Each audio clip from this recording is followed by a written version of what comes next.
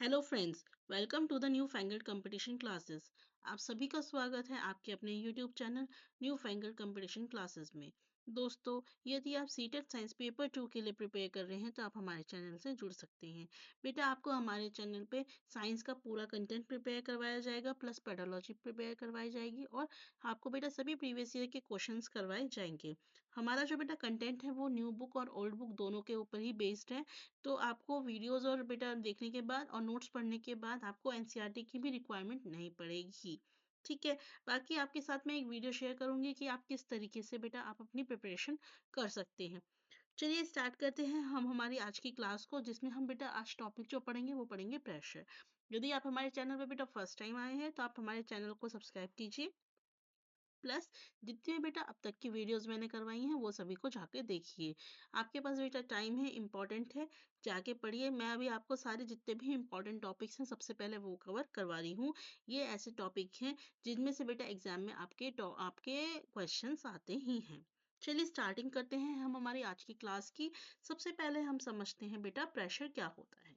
तो बेटा प्रेशर को समझने के लिए पहले हमें ये समझना होगा कि प्रेशर की हमें मतलब बेसिकली हमारी डेली लाइफ में नीड कहाँ पर है, हम कहाँ इस चीज को यूज करते हैं। उससे क्या होता है, हमें बेटर क्लैरिटी मिलती है किसी भी चीज के ऊपर।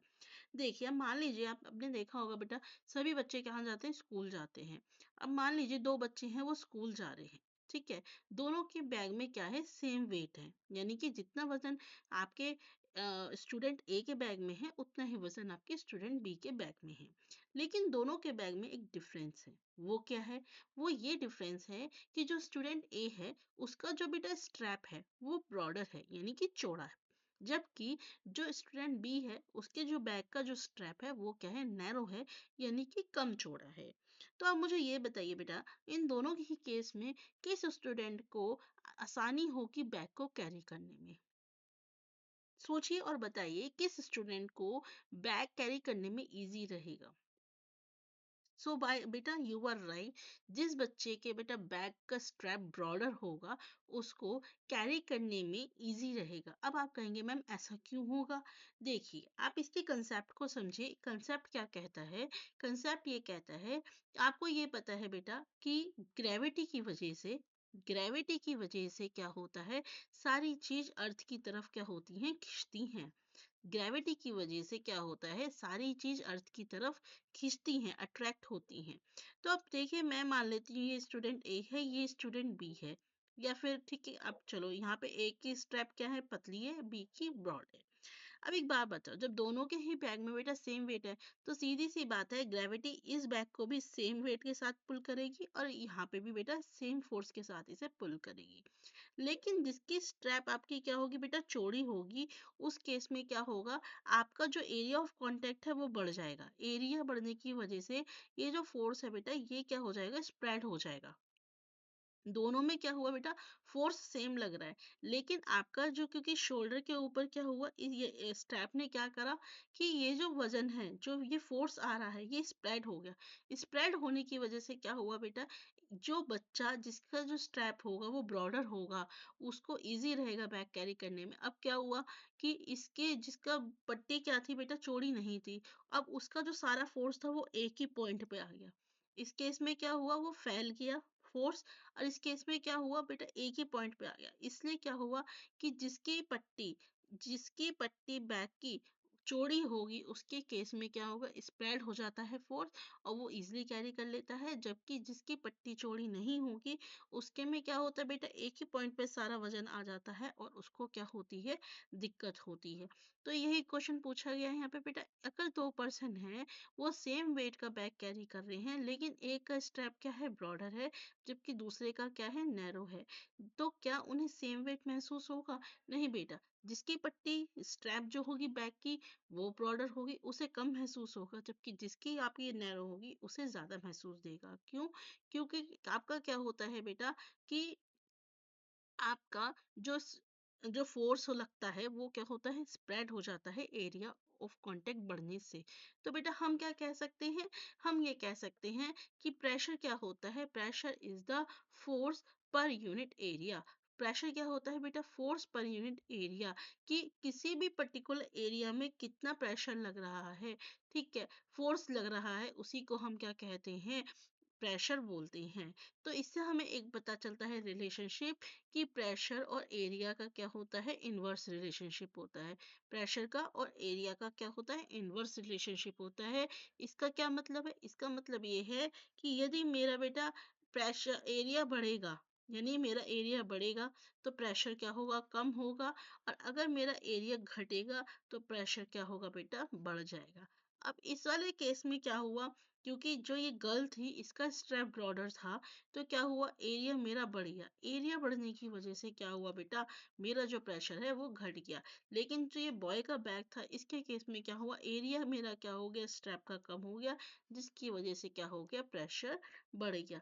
So this is the concept यहाँ पे जो बेटा वर्क करता है प्रेशर के केस में। तो हमने अभी पढ़ा बेटा प्रेशर का फॉर्मूला क्या होता है? Force per unit area. आइए अब इसी टॉपिक को थोड़ा सा और समझते हैं और एग्जाम्पल्स के साथ। अब मान लीजिए बेटा मेरे पास एक बकेट ए है, मेरे पास एक बकेट बी है। दोनों में बेटा सेम वेट है, ठीक है।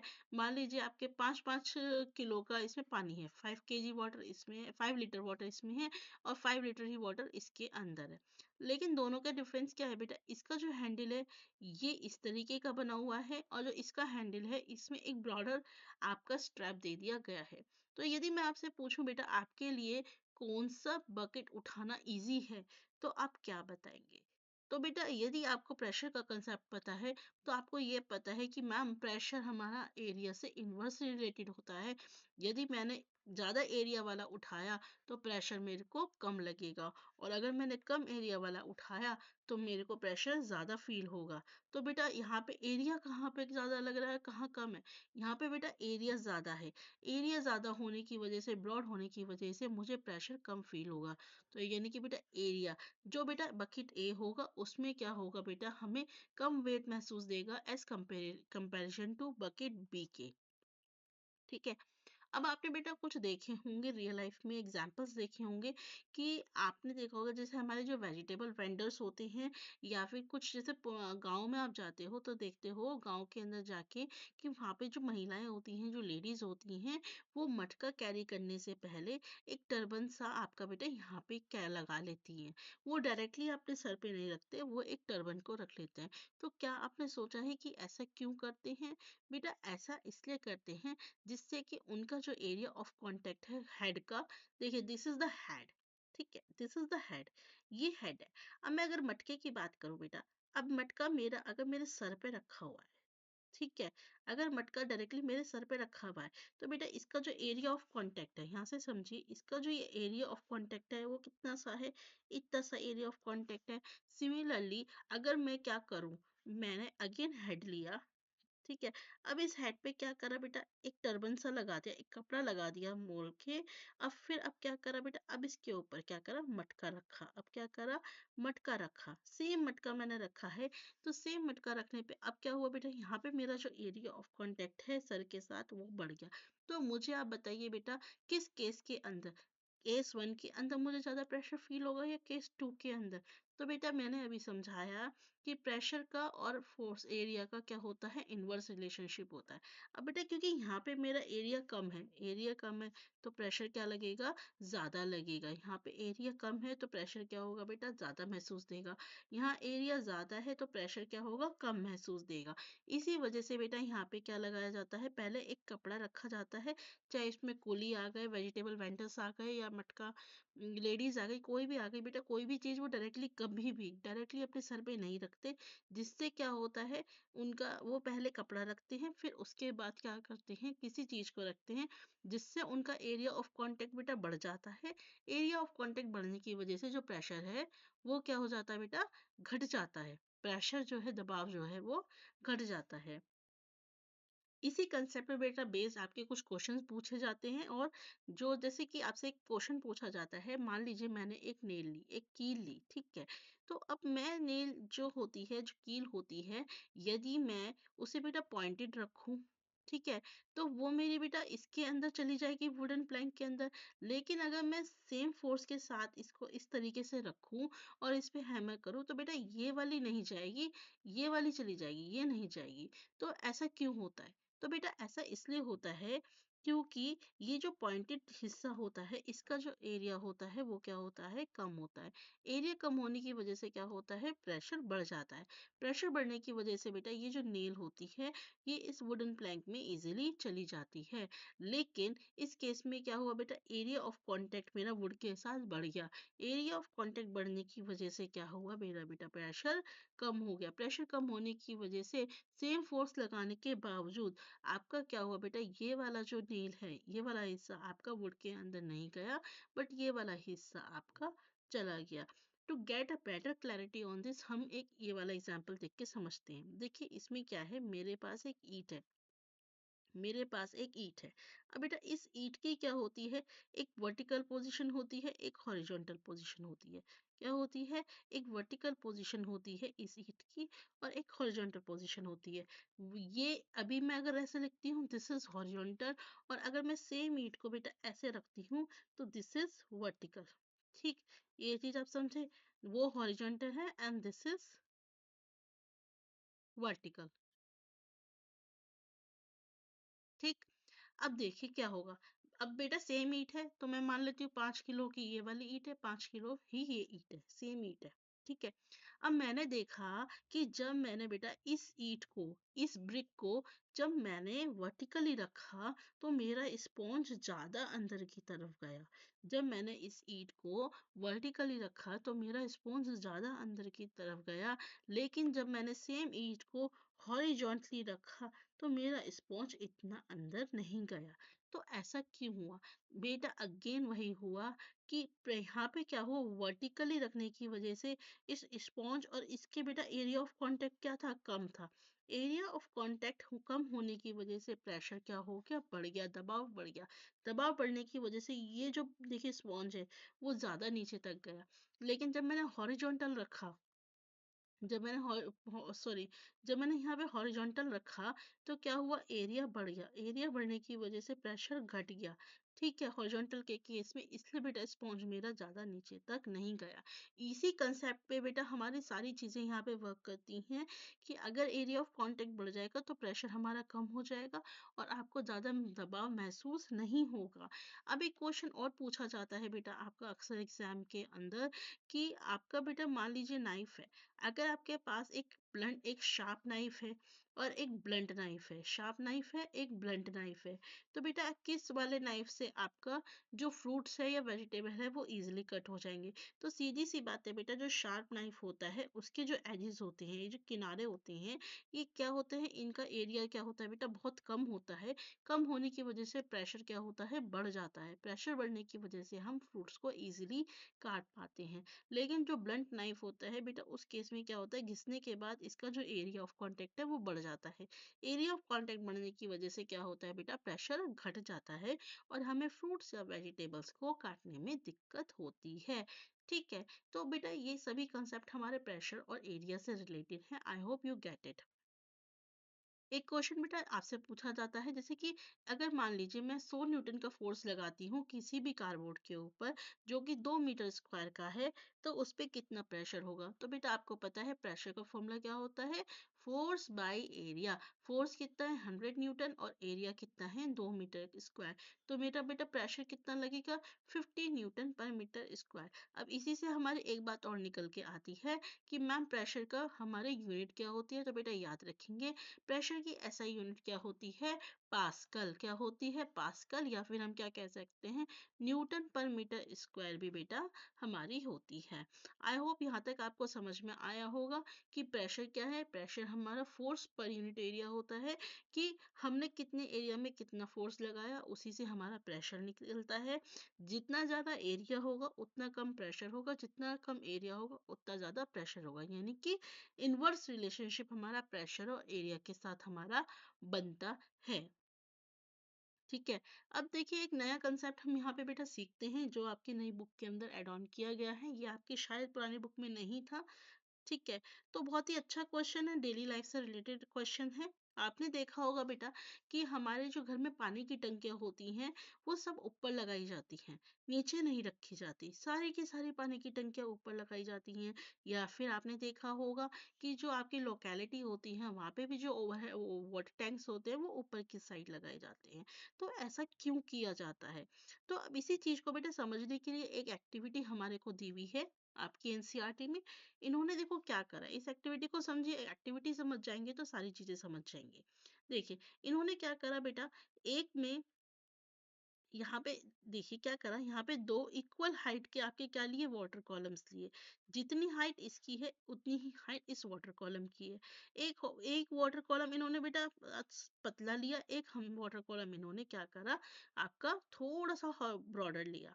अब दोनों में बेटा इक्वल वाटर भरा, दोनों में क्या करा, इक्वल वाटर भरा, और नीचे क्या करे बेटा, रबर के बैलून्स लगाए।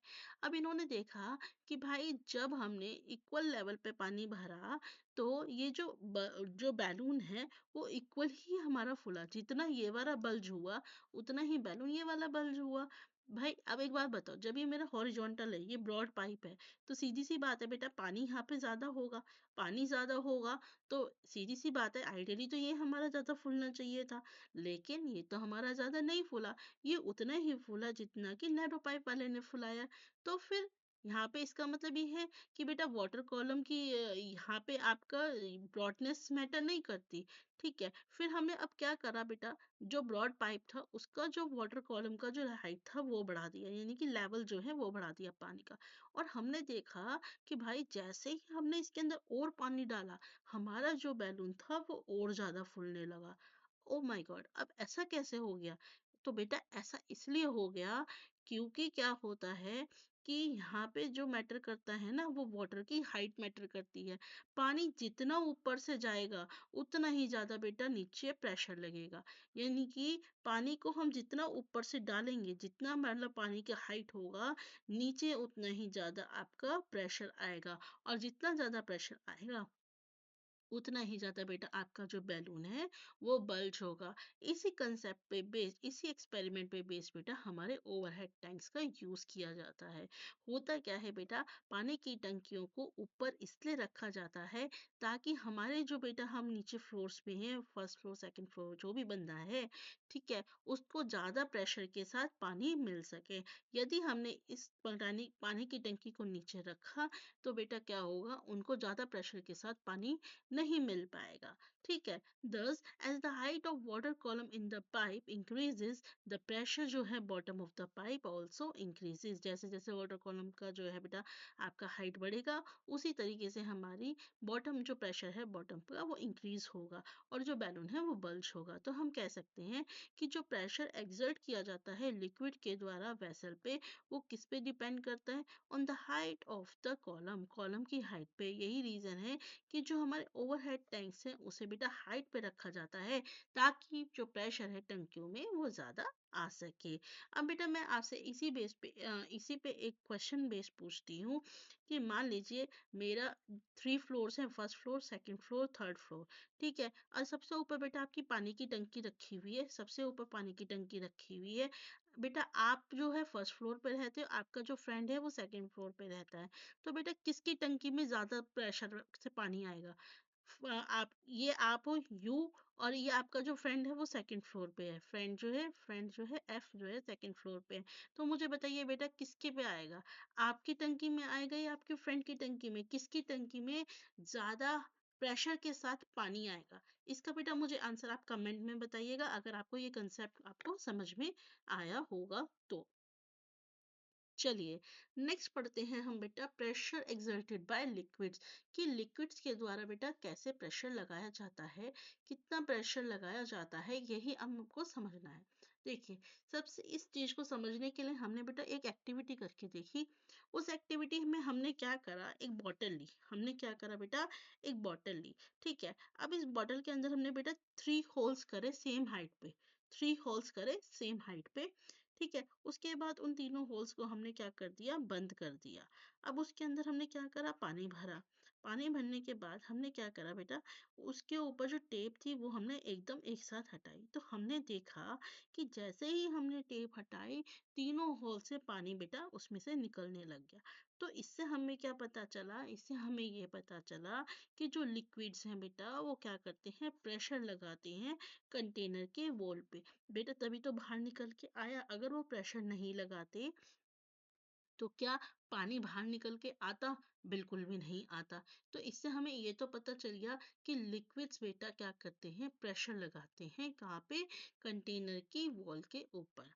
अब हमें एक बात और समझनी है कि प्रेशर का लेवल क्या होता है। तो हमें बेटा देखो, हमने एक चीज देखी कि जब हमने होल्स को तीनों को सेम हाइट पे रखा, तो तीनों होल से सेम प्रेशर के साथ आपका क्या हुआ, पानी बाहर निकला। लेकिन अगर आपसे क्वेश्चन पूछा जाए कि अब मान लीजिए यहाँ पे क्या हुआ, मैं कलर चेंज कर देती हूँ टू मेक इट विजिबल। देखिए अब क्या हुआ, जैसे कि ये होल नंबर 1 है, एक 2 है, एक 3 है। हमने अलग अलग लेवल पे क्या किया बेटा, होल्स किए, अलग अलग लेवल पे क्या किए, होल्स किए। अब आपसे पूछा जाए इनमें से बेटा किस होल से पानी ज्यादा दूर तक आपका गिरेगा, तो बेटा आपको यहाँ पे एक बात पता होना चाहिए कि जैसे जैसे हम बेटा डेप्थ पे जाते हैं, नीचे की तरफ जाते हैं, आपका प्रेशर क्या हो जाता है, बढ़ जाता है। और ऊपर क्या होता है, प्रेशर क्या होता है, कम होता है। ऊपर की साइड प्रेशर कम होता है और नीचे जाते जाते पानी में हमारा जो प्रेशर होता है वो बढ़ जाता है। तो बेटा जब हमारा जो 1 है वहां पे अगर प्रेशर कम है, सॉरी 1 पे प्रेशर क्या होगा, सबसे ज्यादा होगा, इसलिए पानी सबसे ज्यादा दूर गिरेगा। 2 पे उससे पास, और जो 3 जो सबसे ऊपर है बेटा वहां पे प्रेशर सबसे कम है, इसलिए उसका पानी क्या होगा बेटा, सबसे पास में गिरता है। इस कंसेप्ट को बेटा याद रखिएगा। प्रेशर इंक्रीज होता है डेप्थ के साथ, जितना हम पानी की गहराइयों में जाते चले जाएंगे उतना ही प्रेशर क्या होगा, बढ़ता चला जाएगा। ठीक है, और जितना प्रेशर बढ़ेगा बेटा उतना ही उसका जो फोर्स है वो भी बढ़ जाएगा। ठीक।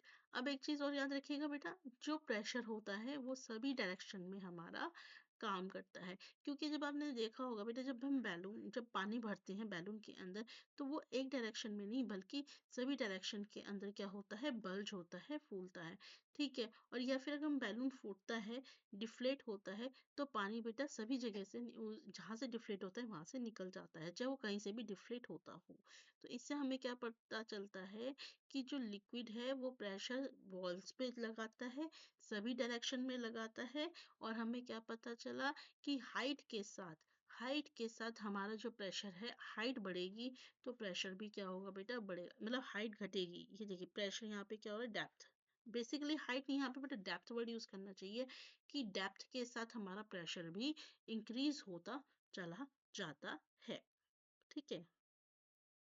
अगेन बेटा एक और कॉन्सेप्ट आया है आपका, जो आपका शायद ओल्ड बुक में नहीं है, न्यू बुक में है, कि इस पे कहा गया है कि जो डैम होता है उसके जो वॉल होती है, जो उसका जो वॉल होती है, डैम है, दिस इज द डैम। ठीक है।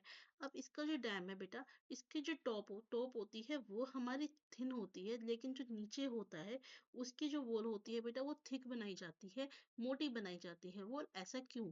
तो मैंने अभी बताया बेटा, जो लिक्विड होता है उसका जो सरफेस होता है, ऊपर की साइड क्या होता है, कम प्रेशर होता है, और नीचे की साइड क्या होता है, ज्यादा प्रेशर होता है।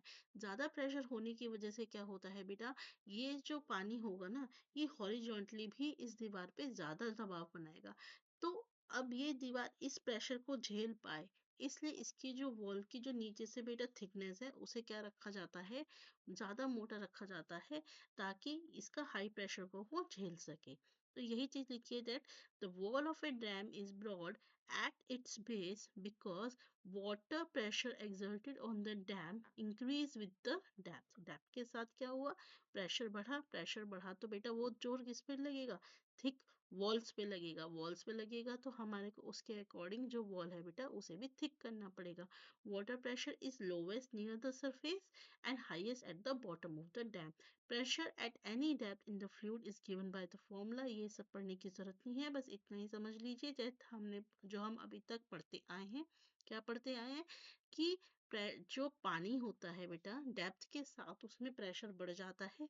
प्रेशर बढ़ने की वजह से पानी ज्यादा फोर्स लगाता है, तो इसलिए क्या होता है, ये जो वॉल है इस वॉल पानी के प्रेशर को झेल पाए, इसलिए इसकी जो वॉल है नीचे से थिक रखी जाती है और ऊपर से थिन रखी जाती है। चलिए, अभी हमने पढ़ा था कि जो pressure exerted by liquids, liquids के द्वारा प्रेशर जो एक्सर्ट किया जाता है।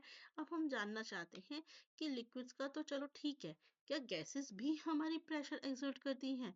तो इस बात को बेटा समझने के लिए हमें एक और एक्सपेरिमेंट करके देखना पड़ेगा।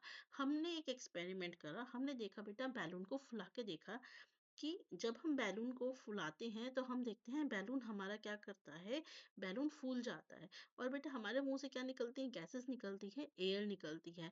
तो इसका मतलब क्या है कि जो गैसेस होती हैं, जो एयर होती है, वो भी क्या करती है, प्रेशर एक्सर्ट करती है। इसी वजह से तो हमारा जो बैलून है वो फूल जाता है।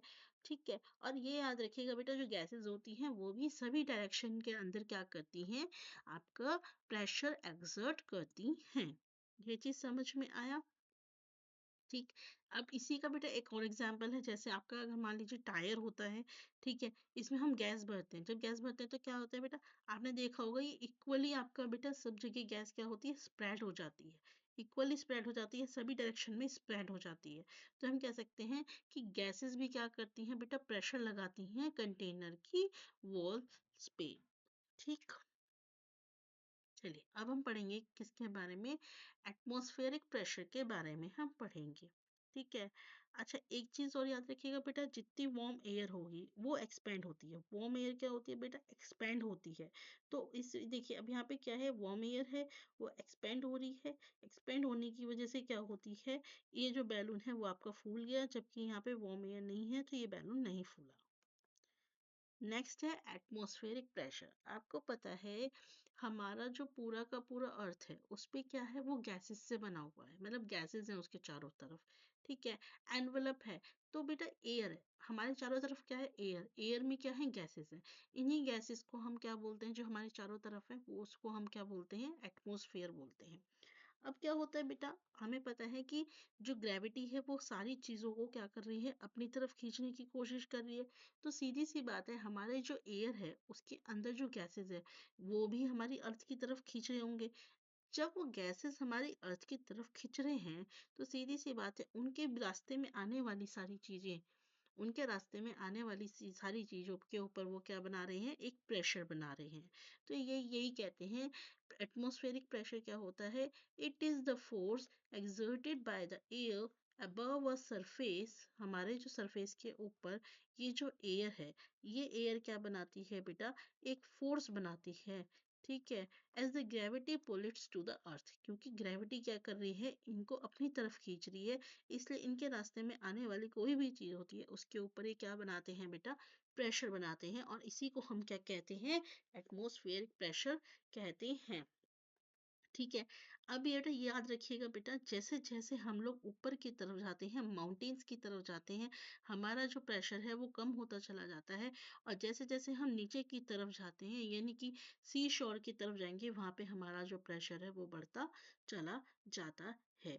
बेटा, ये एक एग्जाम्पल है शक्कर का, जो आपके एनसीईआरटी के अंदर दे रखा है। इसके अंदर एक ये दे रखा है कि ये जो सकर्स होते हैं, जब आप बेटा इन्हें पुश करते हो, इस तरीके से जब आप पुश करोगे तो ये बेटा चपटे होके चिपक जाते हैं। ठीक है। फिर जब आप इन्हें पुल करने की कोशिश करते हो तो हमारे को बहुत फोर्स लगाना पड़ता है इन्हें खींचने के लिए, इन्हें निकालने के लिए। तो ऐसा क्यों होता है, तो बेटा ऐसा इसलिए होता है क्योंकि क्या होता है कि जब ये सकर्स को हम पुश करते हैं, दबाते हैं इसकी तरफ, तो इसके नीचे जितने भी बेटा हमारी एयर होती है वो वहां से निकल जाती है। एयर क्या हो गई बेटा, एस्केप हो गई, वहां से निकल गई। अब क्या हुआ, ये चपटा हो गया। अब यहाँ पे बेटा मेरे पास क्या है, यहाँ पे एयर बहुत कम है, लेकिन ऊपर क्या है, ऊपर बहुत ज्यादा एयर है। तो अब ये जो एयर है ये बेटा क्या कर रही है, बाहर वाली जो एयर है ये इसे उठने नहीं दे रही। क्यों, नीचे से तो कोई प्रेशर लग नहीं रहा, ऊपर से सारा प्रेशर लग रहा है, इसलिए ये इसे उठने नहीं देती। और क्या होता है, इसे हमें बहुत ज्यादा फोर्स लगा के इसे निकालना पड़ता है। ठीक है। ये अभी बताया कि जो वार्म एयर होती है उसका बेटा लेस प्रेशर होता है, क्योंकि वार्म एयर क्या होती है, लेस डेंस होती है वो, और ऊपर की तरफ वो जाती है। अब क्वेश्चन आता है कि जब हमारे चारों तरफ एटमॉस्फेरिक प्रेशर है, हमारे चारों तरफ प्रेशर लग रहा है, तो हम लोग इस ग्रेविटी मतलब इस प्रेशर के अंदर हम लोग क्रश क्यों नहीं होते। तो उसका रीज़न ये होता है बेटा, हम इसलिए क्रश नहीं होते क्योंकि हमारी जो बॉडी के अंदर मूवमेंट होता है ब्लड का, वो भी एक प्रेशर क्रिएट करता है। हमारी बॉडी है, बॉडी के अंदर क्या है, ब्लड है। ब्लड क्या कर रहा है, रेगुलरली क्या कर रहा है, हमारी बॉडी के अंदर मूव कर रहा है। जो ब्लड जब हमारी बॉडी के अंदर मूव कर रहा है, तो वो क्या कर रहा है, वो भी एक प्रेशर क्रिएट कर रहा है। अब ये जो बॉडी के अंदर जो प्रेशर होता है बेटा, वो किसके इक्वल होता है, जो हमारे आसपास का जो प्रेशर होता है उसके बराबर होता है। इसलिए जो दोनों प्रेशर होते हैं वो आपस में कैंसिल आउट हो जाते हैं, और इसलिए हमारी जो बॉडी है वो बैलेंस्ड रहती है। ठीक। बेटा एक लास्ट कंसेप्ट, हमें यहाँ पे बेटा कुछ क्वेश्चंस हैं जो समझने हैं, इसमें मतलब हमारे क्वेश्चंस पूछे जाते हैं, कंसेप्ट्स हैं, आपको बस वो समझना है। देखिए, अब एक क्वेश्चन पूछा जाता है कि यदि लिक्विड का प्रेशर बढ़ा दिया जाए, यदि लिक्विड का प्रेशर बढ़ा दिया जाए तो उसके बेटा बॉइलिंग पॉइंट पे क्या फर्क पड़ेगा। तो आपको बेटा याद रखना है कि यदि मेरा एक्सटर्नल प्रेशर जो है लिक्विड का बढ़ा दिया जाएगा, तो उसका बॉइलिंग पॉइंट भी बढ़ जाएगा। क्यों? अब सीधी सी बात है बेटा, अगर मेरा प्रेशर बढ़ेगा, एक बात समझिए, मेरा प्रेशर बढ़ेगा तो उसके जो मॉलिक्यूल्स हैं वो ज्यादा पास पास आएंगे।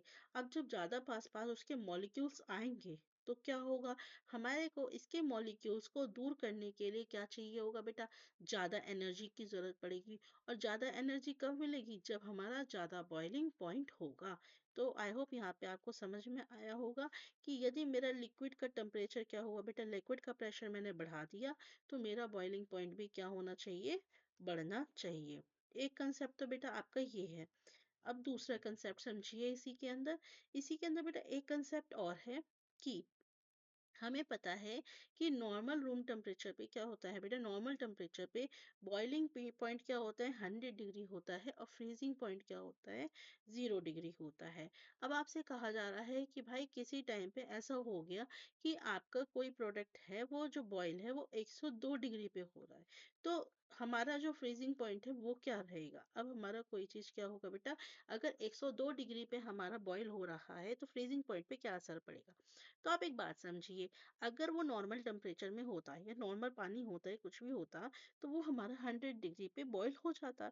बट अगर वो 100 डिग्री पे नहीं हो रहा बॉईल, तो सीधी सी बात है बेटा, उसके अंदर क्या चीज आ गई है, इम्प्योरिटीज। क्या आ गई है, इम्प्योरिटी। इम्प्योरिटीज आने की वजह से क्या हुआ है, उसका बॉइलिंग पॉइंट बढ़ गया। तो उस केस में क्या होता है बेटा, अगर हमारे इम्प्योरिटीज आ जाती हैं तो बॉइलिंग पॉइंट हमारा बढ़ता है और फ्रीजिंग पॉइंट हमारा घटता है। याद रखिएगा बेटा, बॉइलिंग पॉइंट बढ़ेगा और फ्रीजिंग पॉइंट क्या होगा बेटा, घट जाएगा। ये कंसेप्ट है, कंसेप्ट नंबर 2, इसे भी याद रखिएगा। एक कंसेप्ट हमने पढ़ा, अगर लिक्विड का प्रेशर बढ़ेगा तो बॉइलिंग पॉइंट हमारा बढ़ेगा। एक कंसेप्ट हमने बोला कि यदि मेरा बॉइलिंग पॉइंट बढ़ता है पानी का, ठीक है, तो इसका मतलब ये है उसके अंदर इम्प्योरिटीज हैं, इम्प्योरिटीज आ गई, तो इसका मतलब ये है कि उसका फ्रीजिंग पॉइंट क्या हो जाएगा बेटा, घट जाएगा। क्या हो जाएगा, घट जाएगा। अब एक कंसेप्ट बेटा, कंसेप्ट नंबर 3 ये है कि हमने देखा है हायर एल्टीट्यूड पे, यानी कि माउंटेन्स की तरफ यदि हम जाएं, तो वहां पे आपका जो फूड है उसको बेटा कुक होने में ज्यादा समय लगता है as comparison to earth surface. तो ऐसा क्यों होता है, तो ऐसा इसलिए होता है बेटा, अभी मैंने क्या बताया कि जब हम माउंटेन्स की तरफ जाएंगे तो वहां पे क्या होता है बेटा, वहां पे प्रेशर कम होता है, वहां पे प्रेशर कम होगा। अभी हमने कहा कि जहाँ प्रेशर कम होगा वहां पे बॉइलिंग पॉइंट भी क्या हो जाएगा, कम हो जाएगा। सीधी सी बात है बेटा, प्रेशर कम हुआ तो बॉइलिंग पॉइंट भी कम हो जाएगा। बॉइलिंग पॉइंट कम हो जाएगा का मतलब क्या है, यानी कि अभी जो बेटा पानी हमारा जो है, पहले 100 डिग्री पे वेपर बन रहा था, अब वो मेरा 80 पे ही वेपर बन के उड़ जाएगा। लेकिन अगर मान लो मेरे को पास्ता बनाना है, पास्ता मेरा 100 डिग्री के ऊपर ही वो कुक होता है, ठीक है। अब मैं ऊपर गई, अब ऊपर जाने के बाद क्या हुआ, वो 80 डिग्री पर ही मेरा भाप बन गया, लेकिन पास्ता तो मेरा कुक नहीं हुआ, अभी तो उसे और टेम्परेचर की जरूरत है। तो क्या हुआ, अब उसको बेटा ज्यादा टाइम लगेगा। पहले पहले क्या था, वो 100 पे कुक हो रहा था, अब 80 पे नहीं हो पाएगा, उसे अपना 100 ही चाहिए। लेकिन ऊपर जाने के ऊपर क्या हुआ, वो जल्दी पानी भाप बन गया। इसलिए क्या हुआ बेटा, तो यही लिखा है कि water boils quicker at higher altitude, boils जल्दी हो जाता है हायर एल्टीट्यूड पे, यानी कि कह सकते हैं बॉइलिंग पॉइंट डिक्रीज होता है। जो फूड्स होता है लाइक कि पास्ता एग्स, वो धीरे धीरे क्या होते हैं बेटा, कुक होते हैं, इसलिए उन्हें लंबे समय की जरूरत पड़ती है और एडजस्टमेंट की जरूरत पड़ती है रेसिपी की। तो याद रखेंगे बेटा, एटमॉस्फेरिक प्रेशर के साथ जैसे डिक्रीज होगा तो बॉइलिंग पॉइंट भी क्या होएगा हमारा, डिक्रीज होगा। एक कंसेप्ट आता है बेटा वाटर एनोमली, इसके ऊपर क्वेश्चन पूछा जाता है। तो बेटा ये एक थोड़ा सा आपका मतलब है, टॉपिक समझने वाला टॉपिक है। इसमें आपको बेटा मैं इसको ना, जब इसके क्वेश्चन आएंगे इसको क्वेश्चन के साथ समझाऊंगी। ये वाटर एनोमली ये कहती है कि नॉर्मली क्या होता है बेटा, कि जैसे जैसे हमारा प्रेशर घटता है, जैसे जैसे हमारा प्रेशर घटता है तो उसकी बेटी डेंसिटी क्या होती है, बढ़ जाती है। प्रेशर घटने पे क्या होगा, डेंसिटी आपकी बढ़ जाएगी, मतलब प्रेशर बढ़ेगा तो डेंसिटी हमारी बढ़ेगी। तो अब क्या होता है बेटा, वाटर के साथ क्या होता है ना, कि वो 4 डिग्री सेल्सियस, 4 डिग्री सेल्सियस तक क्या होता है, प्रेशर बढ़ने पे डेंसिटी हमारी बढ़ जाएगी, यानी कि मॉलिक्यूल्स क्या आ जाएंगे, फोर पास पास आ जाएंगे। लेकिन जैसे ही हम 3 डिग्री 2 डिग्री या 1 डिग्री पे जाएंगे ना बेटा, तो उस केस में क्या होता है, ये जो मॉलिक्यूल्स है ना, वो वो है डेंसिटी है वो बेटा इसकी कम होती चली जाती है। ठीक है, डेंसिटी क्या होती है बेटा, कम होती चली जाती है। वो बढ़ाने पे भी, टेम्परेचर बढ़ाने के मतलब हमारा जब टेम्परेचर कम होगा उसके बावजूद हमारी जो डेंसिटी है वो क्या हो जाती है, कम होती चली जाती है, मतलब बढ़ती चली जाती है। तो ऐसा क्यों हो रहा है, किस वजह से होता है? तो यही बेटा वाटर एनोमली है जो हमारे को समझनी है। इस बहुत छोटा सा टॉपिक है, लेकिन बेटा मैं ये आपको अलग से समझाऊंगी। 5-10 मिनट का टॉपिक है, एक अलग से वीडियो लेके आऊंगी, उसके अंदर मैं आपको समझाऊंगी। बेटा नेक्स्ट वीडियो के अंदर हम इससे रिलेटेड क्वेश्चंस करेंगे जो कि बहुत इंपॉर्टेंट है।